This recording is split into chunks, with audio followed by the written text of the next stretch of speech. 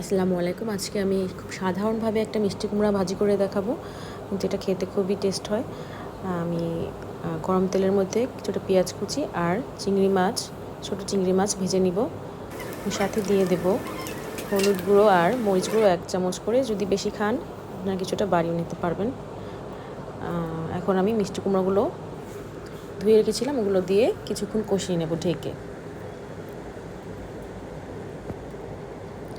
5 minute ঢেকে কষিয়ে নেব। 5 মিনিট পর আবার নাড়াচাড়া করে আমি অ্যাড করব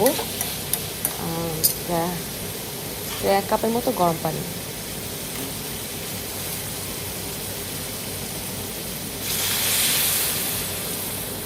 এখন আমি ঢাকনা দিয়ে আবার কিছুক্ষণ রান্না করব।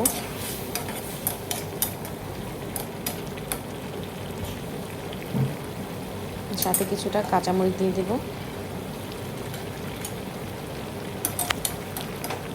কাঁচামরিচটা শেষের দিকে দিব। এই যে প্রায় হয়ে আসছে আমার মিষ্টি কুমড়াটা। আরও কিছুক্ষণ অল্প আঁচে ঢেকে রাখবো। এই যে ফাইনালি খুবই কম সময় খুবই অসাধারণ একটা মিষ্টি কুমড়া।